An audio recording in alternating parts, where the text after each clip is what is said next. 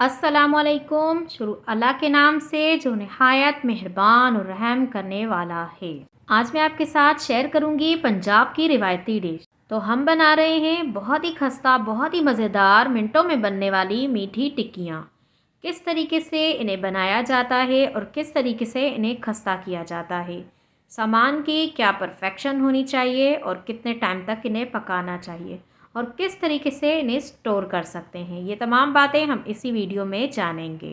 तो चलिए बिना टाइम ज़ाया किए आज की हमारी मज़ेदार सी रेसिपी हम बनाना स्टार्ट करते हैं।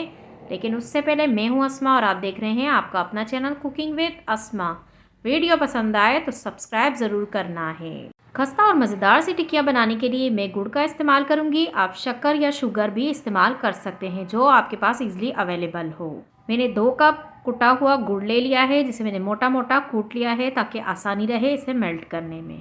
और अब मैंने इसमें पानी भी ऐड कर दिया है। तकरीबन 1/3 कप के जितना हमने इसमें पानी डाला है और मैंने गर्म पानी डाला है ताकि गुड़ जो है वो हमारा जल्दी से मेल्ट हो जाए।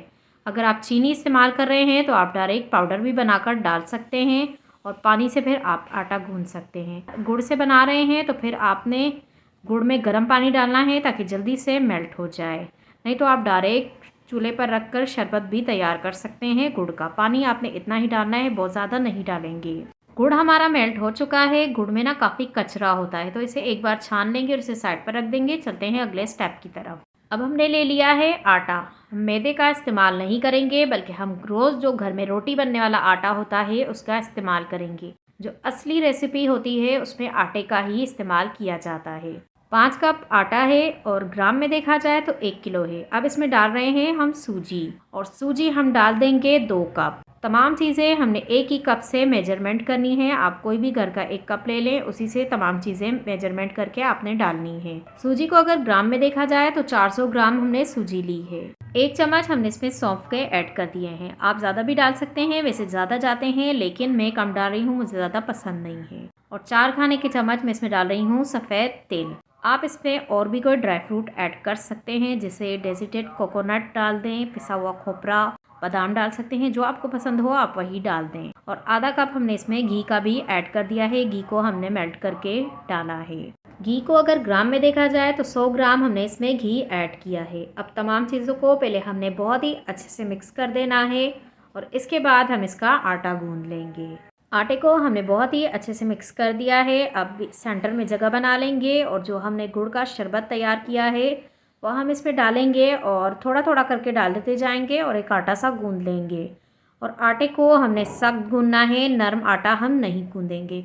अगर नरम होगा तो जब इसे तेल में डालेंगे तो ये टूट जाएंगी। तो आपने इस चीज़ का ख्याल रखना है, आटा सख्त होना चाहिए। नरम होगा तो फिर काम सही नहीं हो पाएगा। अगर आपने चीनी का इस्तेमाल किया है तो उसे आपने पाउडर बनाकर डालना है और फिर पानी या दूध से आपने आटा गूंद लेना है। चीनी वाली भी मैं अपने चैनल पर सिखा चुकी हूँ, अगर आपने नहीं देखी तो लिंक आपको डिस्क्रिप्शन बॉक्स से भी मिल जाएगी और आई बटन से भी, तो आप अगर चाहें तो वहाँ से देख सकते हैं। दोनों का जायका बिल्कुल मुख्तलिफ होता है और बहुत ही मज़ेदार बनते हैं। दोनों का जायका ही बहुत मज़ेदार होता है। खस्ता तो दोनों ही तैयार होती हैं, बस आपको जो बनानी हो आप वही बना लें। चलिए इसी दौरान अगर आप मेरे चैनल पर नए हैं या सब्सक्राइब नहीं किया तो प्लीज़ सब्सक्राइब कर दें और बेल आइकन भी ज़रूर प्रेस किया करें ताकि आपको हर नए आने वाली वीडियो का नोटिफिकेशन सबसे पहले मिलता रहे।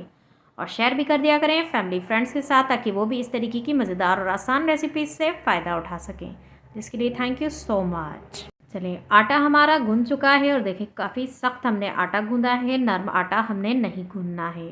ये गलती आपने बिल्कुल भी नहीं करनी, नहीं तो आपकी सारी मेहनत ज़ाया हो जाएगी। अब आटे को 4 हिस्सों में तकसीम कर लेंगे ताकि हम 4 पेड़े बना सकें। जितने आप हैंडल कर सकते हैं इतना ही बड़ा आपने पेड़ा बनाना है। आप चाहे तो 2 बनाकर कर लें, 3 बनाकर कर लें, जैसे आपको आसानी हो। चलिए पेड़े तो हमारे तैयार हो चुके हैं। अब काउंटर पर हमने थोड़ा सा खुश्क आटा डस्ट कर लेना है और आटा डस्ट करने के बाद हमने इसे बेल लेना है। आप अपनी चॉइस के हिसाब से पतली, बड़ी, मोटी जिस तरीके से रखनी चाहें रख सकते हैं। आप पतली रखेंगे तो वो कड़क होंगी, अगर मोटी रखेंगे तो वो फिर थोड़ी नरम होंगी। बाकी आपको जैसे पसंद हो आप उसी हिसाब से बनाएं। मैंने ना बहुत ज़्यादा पतली बनाई थी और ना ही बहुत ज़्यादा मोटी बनाई थी, मैंने नॉर्मल साइज़ रखा था। अब हमने टिक्कियों की कटिंग करनी है, जिसके लिए मैंने एक बड़े साइज़ का ग्लास लिया है। मैं बड़े बड़े साइज़ की बना रही हूँ। आप चाहे छोटी कटोरी ले लें या छोटा गिलास ले लें, जिसे आपको पसंद हो।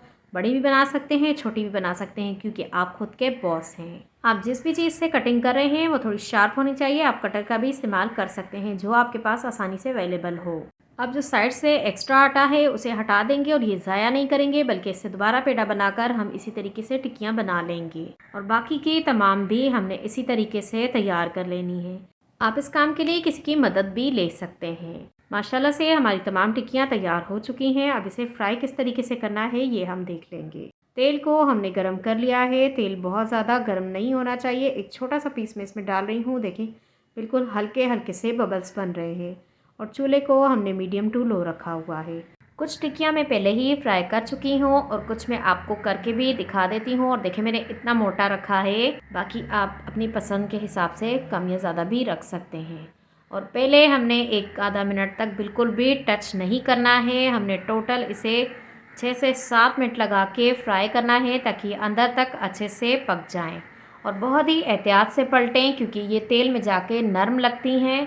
बाद में तो ये कड़क हो जाती हैं, लेकिन तेल के अंदर जाकर ये नरम ही महसूस होती हैं, तो फ़ौरन से टूटने का भी ख़तरा होता है। अब देखिए दोनों साइड से बहुत ही प्यारा सा गोल्डन ब्राउन कलर आ चुका है, तो हम इन्हें निकाल देंगे। देखिए माशाल्लाह कितना प्यारा कलर आया है। और बाकी के तमाम भी जो बची हुई हैं वो मैं इसी तरीके से फ्राई कर लूँगी। फिर मैं आपसे मिलती हूँ। अगर पूरे प्रोसेस की वीडियो बनाई जाए तो काफ़ी वीडियो लंबी हो जाती है, इसीलिए हम थोड़े थोड़े ही स्टेप आपको दिखाते हैं। माशाल्लाह से हमारी तमाम टिक्कियाँ तैयार हो चुकी हैं और इतनी खस्ता और मज़ेदार बनी थी कि मैं आपको इसका जायका बता नहीं सकती। बस आपने एक बार तो ज़रूर ट्राई करनी है।